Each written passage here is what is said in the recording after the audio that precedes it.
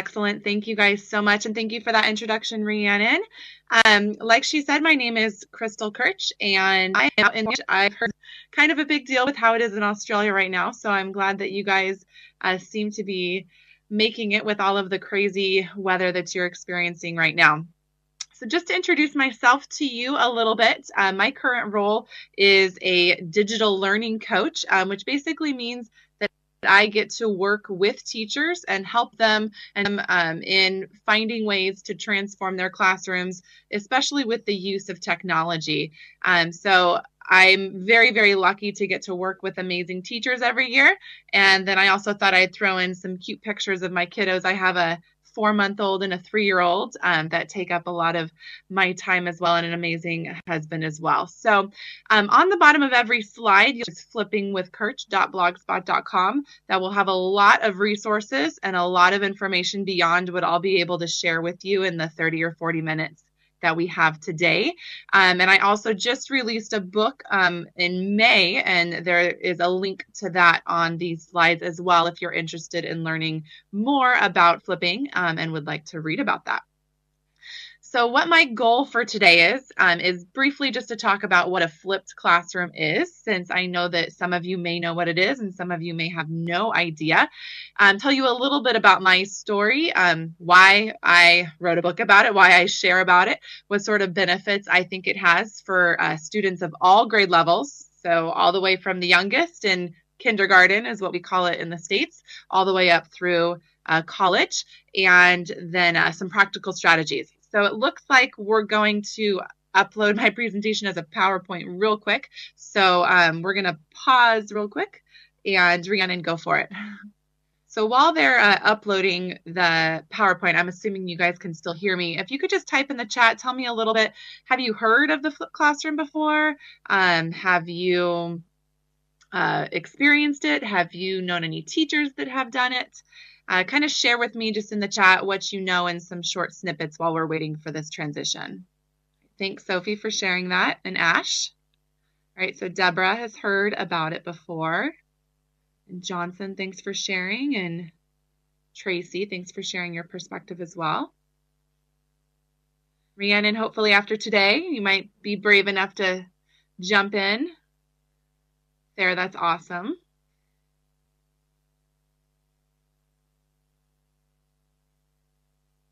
Thanks for sharing, Helen.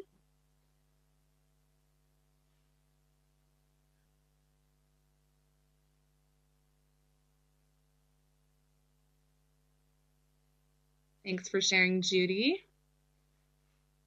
All right, so we'll go ahead and jump back in. It looks like the images didn't upload, so luckily you got to see the beautiful image of my 2 little boys a little bit ago, but we'll go ahead and continue on without some of the graphics. That should be fine.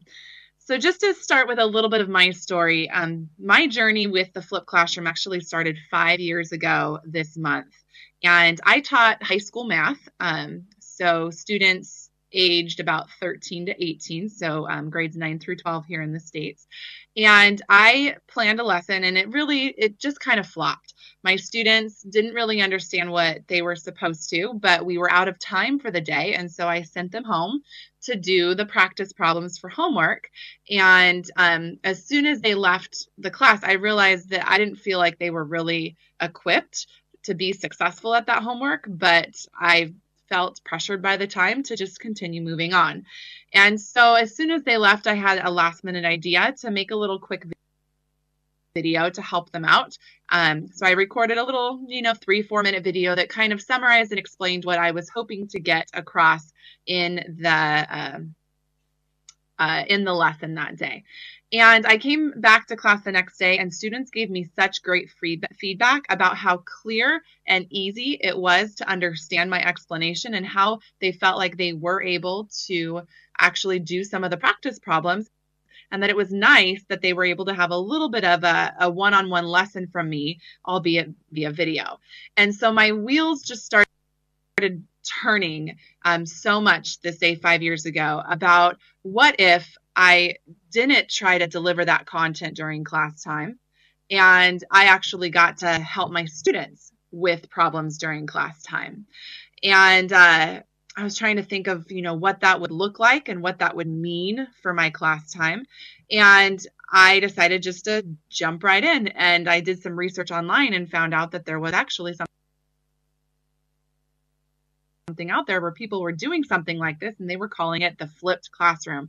So what other people were doing in this area.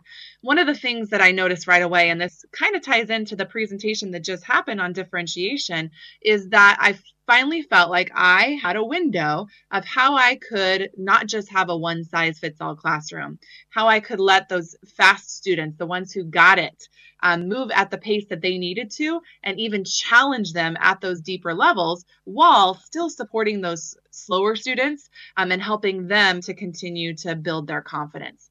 So after just a couple months of doing this, I was definitely sold. And I'll just give you a little bit of a glimpse here from a couple of my students before we jump further on into the presentation.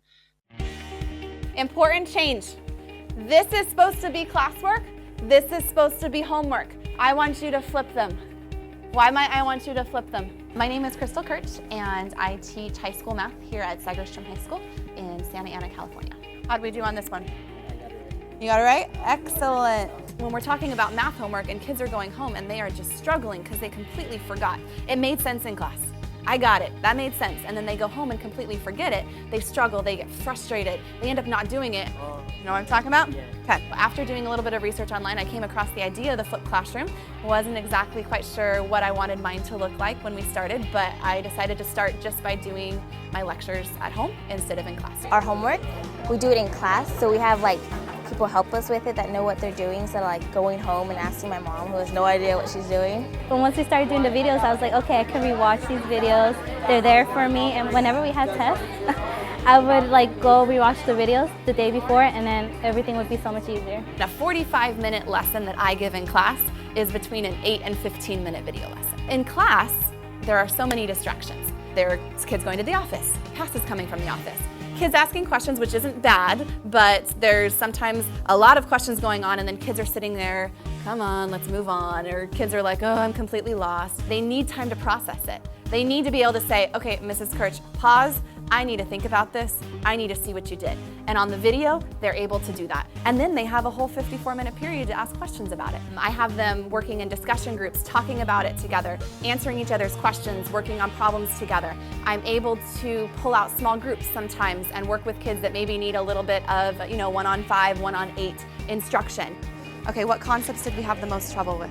I've seen between a 2 and 8% class average increase on the chapter test since I started flipping. I've seen an increase in the number of students getting A's and B's and a decrease in the number of students getting D's and F's. Yeah, I have an A now. Do you really? Yeah. Way to go. Thank you.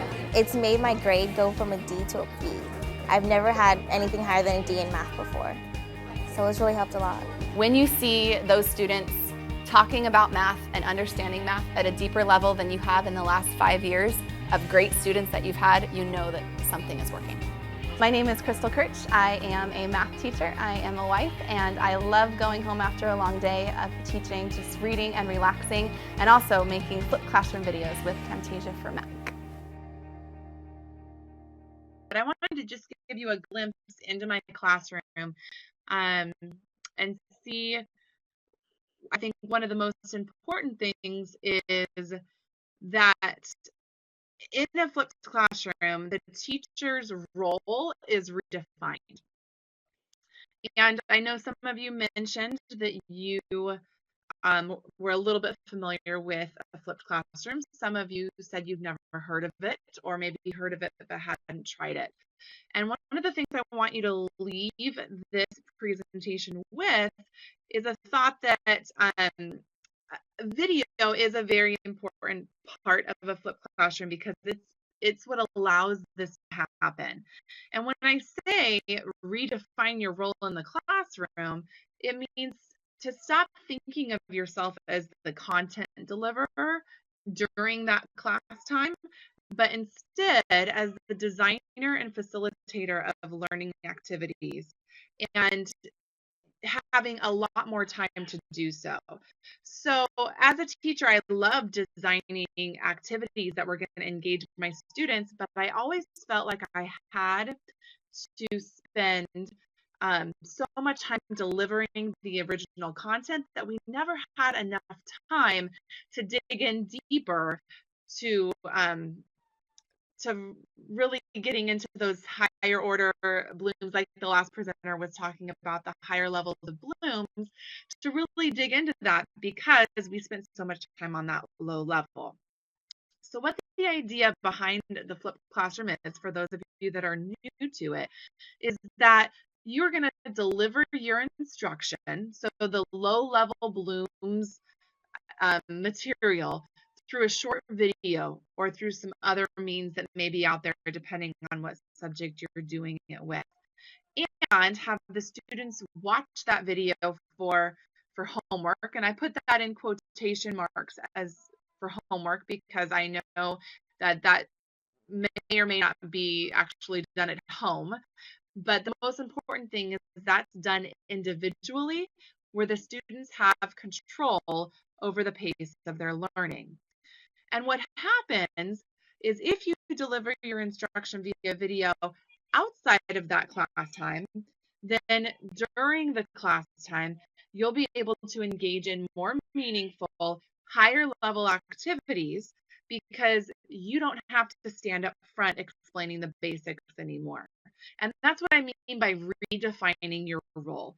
If you were to look at any pictures of a teacher in a classroom from the last 50 years, 100 years, 200 years, it's going to be kids sitting in rows with the teacher up front delivering instruction. And that's what a lot of our classrooms still look like today. But with all of the resources that we have available to us, now that technology is a lot more rampant around the world and in classrooms, we don't have to spend that class time delivering that information because we're able to do it outside of class. Now, one of the most important questions then is, what are those meaningful activities that I'm talking about? It's going to depend on the teacher, the subject, the grade level, and I'll have some resources to give you some ideas. But that is definitely not a one-size-fits-all thing.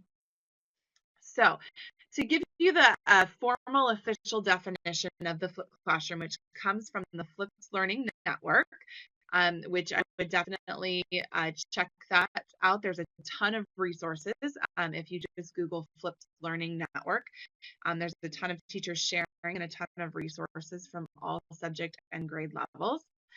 Is that flipped learning is basically a pedagogical approach. It's an approach to teaching in which direct instruction, so anytime you need to deliver information about something to your students, moves from the group learning space, which means where all the students are hearing it at the same time in the same place, to the individual learning space, which may be at their home, or it may just be individually during some sort of study hall time. And the purpose of that is that the resulting group space is transformed into a dynamic, interactive learning environment where the educator can guide their students as they apply concepts and engage creatively in the subject matter. So I think that's an important one to keep in mind there. So again, just kind of sharing a little bit about my story before we get into the practical part of this is, as soon as I started flipping, which again, when I'm talking about that, I'm talking about the basic idea that I shared up here of delivering my instruction via video. So in class, I could have more meaningful activities. I noticed 5 things right away. And those 5 things were that I had more time. And I think for teachers, the one thing that we want most of is time. We want more time with our students, more time to help them, more time to deepen that learning. And so I felt like I was finally able to help the students when they needed it and what they needed individually, not necessarily what all of my students needed at once. I felt, number 2, like I was able to give them differentiated support. So I was able to support them with what they needed, not necessarily what the entire class needed at that point, but those small groups of students that needed certain things. The third thing is I felt like I finally gave my students the opportunity to demonstrate twirls. I love acronyms. I'm not going to give you too many of them today, but if you go through my blog, you'll see a lot of them. And twirls stands for thinking, writing, interacting, reading, listening, and speaking. And what I found is that in a traditional classroom, and I'm sure many of you guys can relate to this, I, as the teacher, was the one demonstrating a lot of twirls, whereas my students, well, they didn't really demonstrate too much twirls during class because the focus of class was on me. But as I redefined my role, the students had a lot more time. Number 4 is that students could finally learn at different paces. And number 5, they could revisit content anytime they needed. So those were a lot of reasons that I was convinced as a teacher to try flipped learning. And I know this is a very brief time with you guys today, but a little bit of a thought of what flipping is at its very basics and the benefits of what it can bring you. I want you to start thinking about what would it mean in your classroom if you did not deliver instruction to all of your kids at once. For me, that was 35 or 40 students at once. Hopefully your class sizes are a little smaller in Australia. But what would that mean? You spend 15 minutes up front in front of your kids where they just have to listen to you. What happens if you put that on video, which will narrow it down to probably 5 minutes or less, because it is quicker when it's on video, and you had 15 more minutes of time to dive deep into the content, to differentiate your instruction, to support the struggling learners, to challenge the other learners, and just to give them a little bit more autonomy over their learning. Now, there's a couple questions that are in here, and I'm hoping that there is a way that we can save those because I'm going to get to a couple of them in just a little bit. So please keep those in mind, and I will touch base with them in just a couple minutes. I wanted to share with you, I posted out on Twitter, why do you love flipping your classroom? And I'm not going to read through these. I'm just going to leave these up here for about 20 seconds per side for you to skim through why some other teachers really love flipping their classroom. All right, let's go ahead and jump back in. I'm jotting your guys' questions down to answer at a time coming up. A couple last things in terms of giving you a little bit of thought of really why you should give this a try. One of the things that I noticed was that the engagement and collaboration among students really increased. These are some quotes directly from my students. Wouldn't you love if your kids would say, interacting with classmates while still getting work done is a dream come true. I'm engaged in the learning. Another thing is efficacy, so still students feeling more successful. I know that there's data out there that shows that as students get older, their efficacy decreases, and that's just such sad statistics to me. And I know that at the lower levels, students are still feeling a little bit stronger about themselves as academics. They haven't gotten so disillusioned by some of the some of education's issues as they get older, but we still have all those learners that need to feel confident about themselves, especially in math. And lastly, relationships. I feel like good teaching is all about relationships. And what I found is that I was finally able to talk with every student every day because I had more time. Okay? So before I jump into the next part, there is another video that I'm not going to show. It's about 10 minutes, but I'm going to provide the link to you to view at your leisure, maybe during your lunchtime today if you'd like. I love this classroom! Hi everyone, this is Mrs. Kirch and I am very excited to work with you this year as we delve into another year of math. This year, you will be experiencing a new way of teaching and learning called the flipped classroom. This video will talk about what a flipped classroom is, what you can expect this year, and why we are making the change. Let's start off with what is a flipped classroom. I'd like you to hear from my students last year a little bit about the flipped classroom. A flipped classroom is a new learning style that takes the teaching from the teacher's hands. It's actually, you're learning for yourself. You're going to take the learning into your own hands. The flipped classroom is a flipped version of the traditional classroom. We receive the instruction through a series of videos or reading at home, and then during class time we do what we would normally be doing at home, which would be homework. We would discuss things we learned and why we learn it and how we use it. You're able to pause it or make it slow down the process If you didn't catch something, you can go back and review it. And it's always available for the students online for any kind of like revision for any test, or if they just need to review it back, then they can go anytime that they want. The best part was having the time in class. It changes the way students interact with other people around them in the class. The flipped classroom is a place where students take learning into their own hands. At home we watch the videos, you have to pay attention and take notes as you need them. And if we don't understand something, we have to make sure that we ask the questions. We don't rely on the teacher to make sure that we understand something. And if we don't understand something, that doesn't mean that we're entirely on our own. We still have other people to help us, like our teachers or our peers. That means that we're not completely helpless. The best part about the flipped classroom is knowing that you have support. We can always ask questions, we can ask our teachers, we can ask our peers. Asking our peers also means that we get other students' opinions. I think the best part about the flipped classroom is the atmosphere, meaning that the students are more engaged in their work and they're more talkative about the problems that they have facing the material that they're learning. The room is more alive because in a regular classroom, and the students would just be required to sit down and then wait for the teacher to finish lecturing. And in the flipped classroom, it's better because the students are able to engage with the other students, and they're also able to talk to their teacher. This provided students with more chances to ask questions and get help when needed during class time. Flipped classroom is something that is completely new to me. It's really helpful and I feel like I learn more. The flipped classroom is a place that is completely student-centered and focused on your needs rather than on me. But what does that mean exactly? How is the flipped classroom different from what you are used to? In a flipped classroom, I am not up in the front of the classroom giving a lesson every day because you watch the lesson before you come to class on your computer, TV, or mobile device.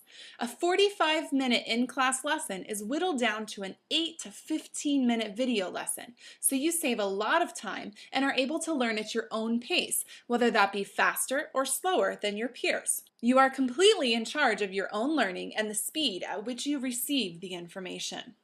When you come to class, you are ready to discuss the material, ask and answer questions, solve problems, and apply your learning in a variety of different ways. I'm able to walk around the entire period and help you either individually or in small groups, clarifying misconceptions and asking you questions to make you think deeper about what you are learning. It's a much better use of time, and the best part is that you have a ton of help around you if you need it. My role has flipped from spoon-feeding you the content on a daily basis to providing you with all the resources and support you need to master this math class. It is now your responsibility to learn it. And that is exactly what the flipped classroom is. Flipping the responsibility for learning and focus of classroom time from the teacher to the student. In a traditional class, students are very passive and expecting the teacher to tell them exactly what they need to do, when they need to do it, and how they need to do it. The teacher is generally in full control of everything that goes on. In the flipped classroom, the responsibility for learning is flipped to the student instead of the teacher. While I will still be providing all the resources you need to learn, it will be done in an individualized way and in a way that allows you to be active learners both in and out of class. These resources might be videos, websites, or other sources that I find helpful, and you will even learn to find resources on your own. Because you have all the information you need in terms of the lesson, you are able to learn the material at your own pace, in your own time, in your own place, rather than during the 54-minute class period. The flipped classroom enables you to take full responsibility for your learning and for class time to be focused on your individual and unique needs. And now I have the time to focus on you and to help you in the best way that you need it. That's what the flipped classroom is all about, focusing on the student and helping the student to succeed in the best possible way. You are the one that matters the most in our flipped classroom. The best part about the flipped classroom is that students get to engage with other students about math, and that we get to rewatch lectures whenever we feel like we need to relearn or review things over again. The lessons are shorter. At home, the videos are only 10-15 minutes long.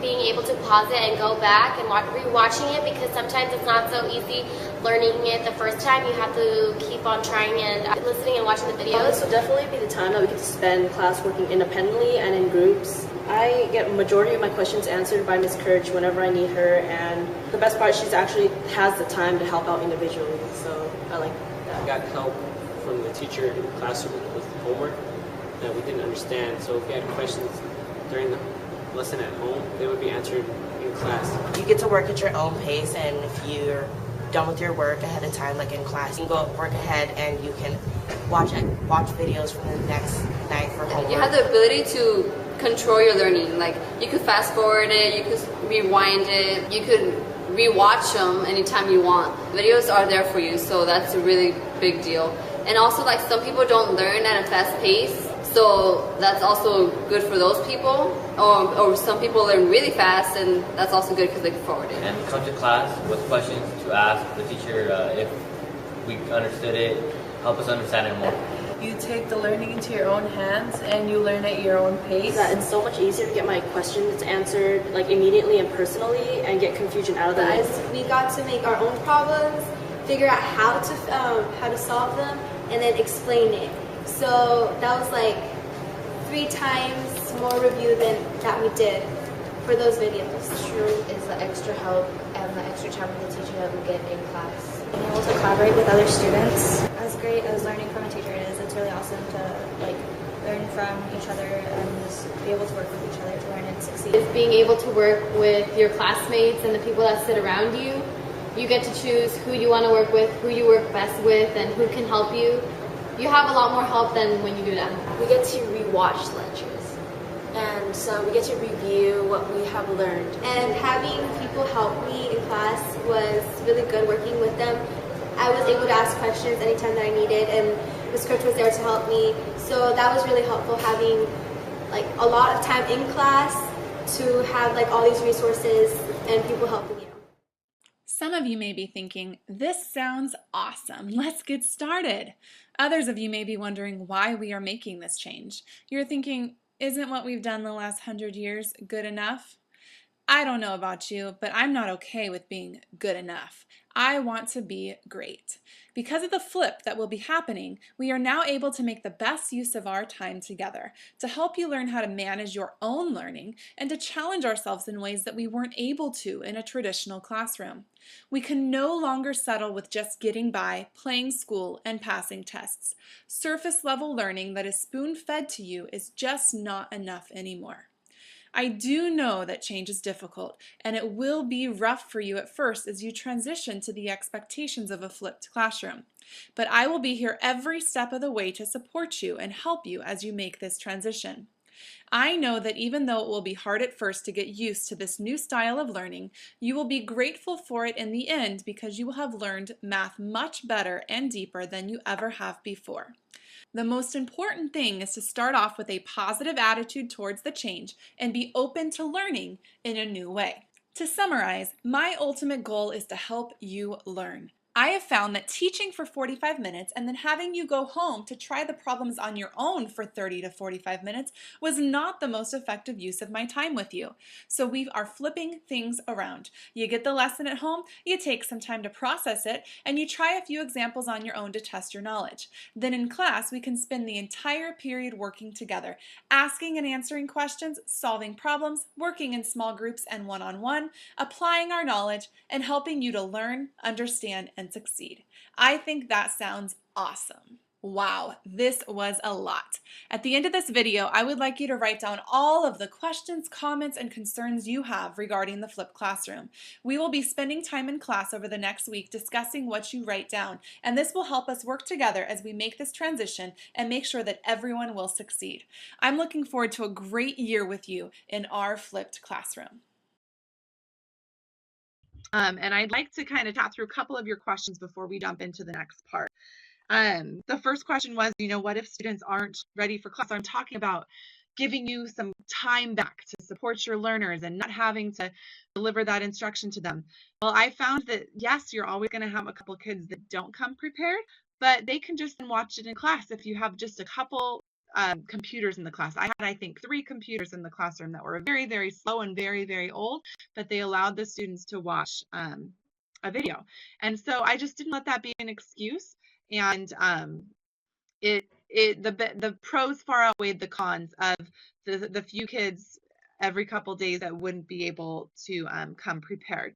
Another question was about ready-made videos such as Khan Academy, and there's definitely a lot of great resources out there, but I would highly encourage you to try to create your own videos.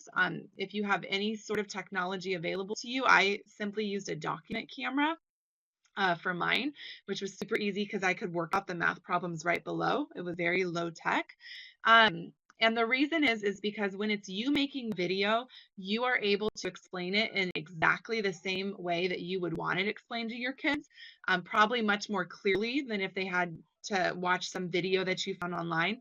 And the relationships that you build with the students, they're able to connect with you through the video, which I know sounds a little strange, but they are. They're able to make that connection because they're still listening to their teacher. And when you come to class the next day, they've just listened to you, not just some random stranger on the internet. And I would say that it would take you just as long to make your own video as it would for you to find a video online that actually really suited your learning objectives. So just a couple thoughts on that. And then one last question before we move on is, somebody mentioned that there's a lot of, back and forth and question and answer in elementary classroom and not as much explicit instruction. I still believe there's still a lot of opportunities for explicit instruction, and that question and answer and application time is hugely, hugely valuable. So we're not talking about putting your entire math segment of your day on video, but those portions where you are going over some explicit processes or some explicit methods of doing things that the students need to understand in order to be able to engage in those discussions, in order to be able to engage in the activities. So that's what we're talking about here. Not putting everything you do on video, because you can't put a question and answer discussion on video. But what are those explicit pieces of instruction that you can put on video? So again, keep the questions coming. As I notice them, I'll try to answer them. But what I want to give you is a little bit of an idea of what this might look like. In a traditional math classroom or in a traditional math segment of class, this might be what it looks like. Again, this is not a one-size-fits-all, but just kind of traditional. Teacher reviews questions from the previous day as a whole class. Okay, so we start with a little bit of review. Then there's some sort of new lesson, which is where that, where that explicit instruction comes in. And the teacher is asking questions of the students during class. Okay, so a little bit of question and answer time. The students are probably going to get some guided practice time. It all depends on time, though. Sometimes we run out of time for that. And then they go and do a little bit of individual practice at home. And then obviously there's the formative and summative assessment. So just kind of a basic flow of what happens in a traditional math class. Now, what I have here is an idea of what a flipped classroom flow can look like. And I'm going to compare that to a traditional and then kind of dive a little bit deeper into that as I go through these. So the first part is introduction, discovery, or inquiry. So one of the things that I think is really, really important is that you don't always start every lesson cycle with a video. I'm going to repeat myself because I think that's so important. Sometimes when people think about flipping their classroom, they think of putting every single lesson on video and starting every lesson cycle with a video. And that's not the case. If there's ever time for you to do some inquiry or discovery that will lead into the lesson, I would start with that first. And one of my points with this is in a traditional classroom, a lot of times that piece is missing because we just jump right into the lesson. Okay? The second part of a flipped lesson cycle that I've developed is the video. So the video comes after you've done some sort of inquiry, introduction, discovery, whatever that concept may entail. Okay, and what that piece looks like in traditional is that it's generally the live teaching piece. And where flipped is so valuable is that you don't have to teach all of your students at one pace anymore because you can. They have the power to learn at their own pace. There are some teachers who actually even record same content, but different levels of video. So a video that is maybe a little bit, goes into more depth for the learners that need a little more explanation, and then another video that challenges the students more. And so yes, that takes more work, but there is a way to differentiate where all your students are getting the same content, but they're getting it at different pace and maybe even different levels depending. And you're able to do that because it's almost like you're cloning yourself as a teacher. Okay? What happens after the video in a flipped lesson cycle is what I call student reflection and accountability. And I have an acronym called WSQ. If you're interested in learning more than I have the next 5 or 10 minutes for, again, please check out my book, which you can find on Amazon, Flipping with Kirch, is giving the students some time to process and to hold them accountable for actually learning from the video. Because I think that's a huge question I'm sure many of you have in your mind is, well, yes, if they're watching a video outside of class time, how do I know that they've actually watched it? And this model will greatly help with that. Okay, so sorry about all that clicking, guys. What happens next then is they come into class. So this turquoise part, this turquoise blue part, is what happens in class. So they have hopefully watched the video and they've had some individual reflection and accountability with watching that video, so they are prepared to come to class. And what class time generally looks like is there's some sort of class or group discussion following up from the video. The students should not be expected to master the material from the video. And again, another thing that's so important, I'm going to say it twice. Do not expect your students to master the material by having simply watched a video. Watching a video, they receive information. With my WSQ strategy, they are able to reflect and process individually, and then they need some time to solidify that learning by processing and discussing and talking collaboratively, practicing and applying their knowledge with the support of the teacher, and reviewing and being able to have that formative assessment that's going to let them know if they really understood it. So what is so valuable about this blue turquoise part here is that you have a lot more time for all three of those. The teacher is able to have such a more active role in all three of those because none of that time is spent delivering instruction. Okay, I'm going to scroll through a couple of these and take a look at the whole cycle. So I want to give you guys, a couple key things that can get you started and just an idea of what a lesson flow could look like. So two really important takeaways from this is that not every lesson cycle has to start with a video. Try to find some introduction, discovery, or inquiry first. And then secondly, when they come to class, don't expect them to have mastered the material. They should have the foundations. They should understand key concepts, but now they need time to collaboratively process through that and give your students lots of time to talk, not just question and answer talking between teacher to student, but a lot of time for students to be talking with each other.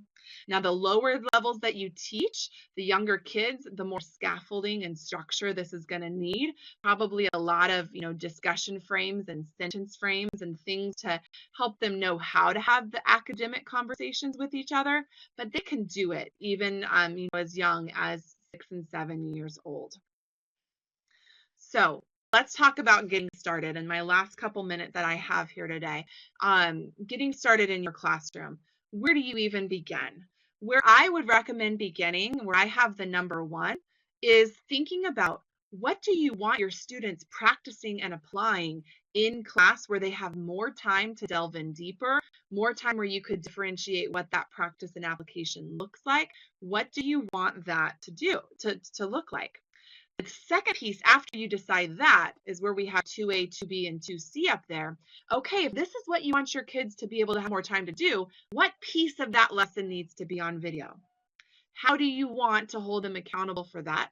And what might be some introduction, discovery, inquiry that would go with that? All three of those just mesh together. You have to consider all of them at once. Okay, so once you've done steps 1 and step 2, then you can dive into step 3. All right, if they have done the video and the discovery activity that you have for them and they're coming to class, what do you want that collaborative discussion, student to student discussion to look like, sound like, consist of before they get into the practice and application part? And then lastly, the review and assessment. What is that exactly going to look like? You obviously know the what for that because that comes with backwards planning and you already know the what, but the how is really going to depend on where it is leading based on the things you choose with numbers 1, 2, and 3. So I hope that gives you a little bit of a visual and idea again in this very quick preview that we're looking at today. I have 2 last things before I open it up the last couple minutes for questions of what class time may look like. The first one is the one I've already gone over with you, which is starting with some sort of WSQ chat. Just so you guys know, again, I can't go into it in this webinar, but WSQ stands for Watch, Summarize, Question. So they watch the video, they do some sort of summarizing processing activity, and then they ask their own question. And you're forcing kids to think about questions, even if they don't have them, what a good higher order question would be. So they're doing that part at home, and then they come to class or the math time of class, and they have a collaborative processing activity. Then they get to practice time. This is where you can have it be leveled and differentiated, and you can be pulling small groups. Lots of different things you can do here, and you have a lot more time for it. And then application and projects. You can get into some of that PBL. You can get into some of that deeper learning, the higher order thinking up on Bloom's, and you can challenge different students differently. So hopefully that, again, kind of summarizes one idea of what class time could look like. Another idea that elementary teachers use is a station rotation, which means they still do the same piece at home. They still do the introduction, discovery, inquiry before the video. They do the video at home. They do the WSQ. But in class, they are rotating through different stations that just give them a little bit more structure, which is needed depending on the level of kids that you have. So here are some ideas of what some stations could be. A station with the teacher, a station with independent practice, a station with online practice, a station with, the application, a station where they can watch the video if they hadn't. So there's a lot out there on station rotation that you can use as well. So I did provide some links in here for you from an elementary teacher that will give you some more details. I think you can actually click on those if you want to open them right now and read them when we're done. So I'll leave those up for a couple minutes as we finish up these last 5 minutes or so. So Deborah, your question in there, kind of like blended learning, yes, like time. One thing I wanted to comment on, Andrea, just a couple comments above, emphasize that remember that variety and novelty are also vital elements of curriculum that's differentiated. I can't agree more.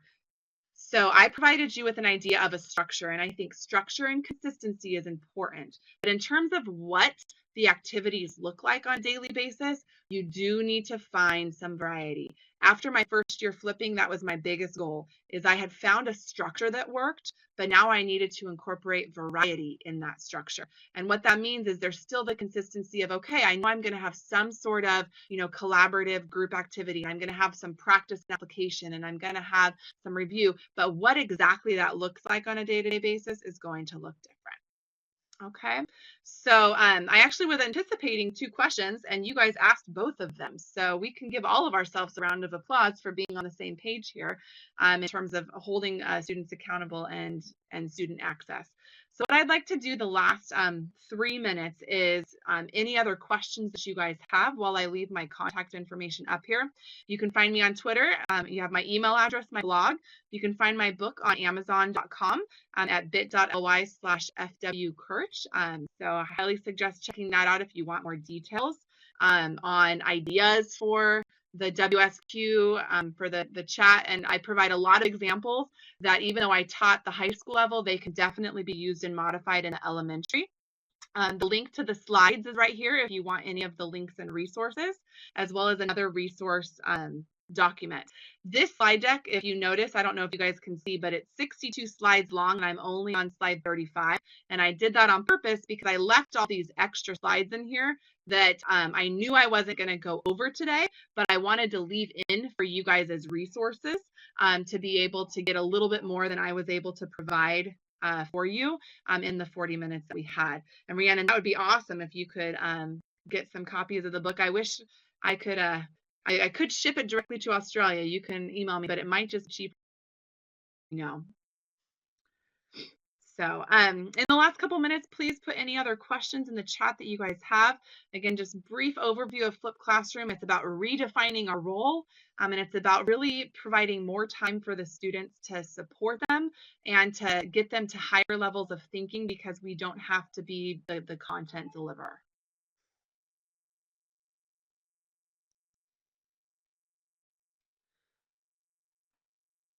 We'll just wait a couple minutes for any more questions in there. Again, as my information and links is up here as well.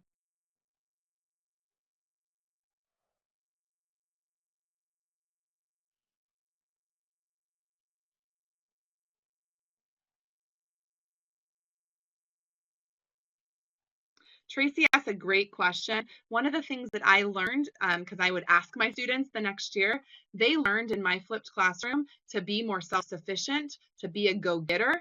And so they learned that those skills actually really helped them in a future classroom, even though they would tell me that they were bored sitting in another teacher's classroom where they had to listen to a teacher deliver instruction and they wanted their teacher to flip. They learned valuable skills that helped them to be more successful in the future. Judy asked a great question about students making videos. Yes, my students did. I do have some resources on my blog about my students' blogs where they would make their videos and post them. And that's a great idea, especially at the elementary level. Have your students make some videos, even if it's not for their peers to watch for learning. Maybe it's their peers to watch for review or their peers to watch for critique and analysis. If you have the resources to have your students making videos, please do it. Okay. Rhiannon asked a question, do you leave your videos up? Yes. In fact, now that I coach teachers, I'm not actually in a classroom with students. So my videos are still up. And again, all those are linked on the right-hand side of my blog, which is flippingwithkirch.blogspot.com.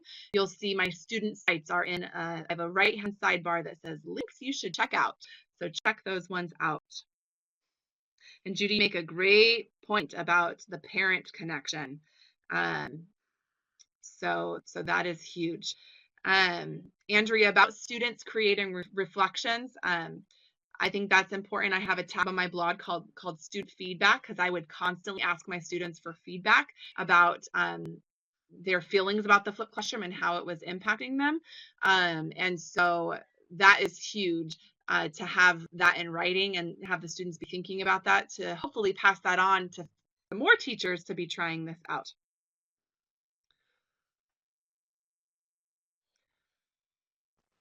All right, well, if we don't have any more questions, thank you guys so much. I'm sorry about all the technical difficulties, but thank you for working with it. And please check out these links. You guys have my contact information if you have any questions, and enjoy the rest of the little conference today.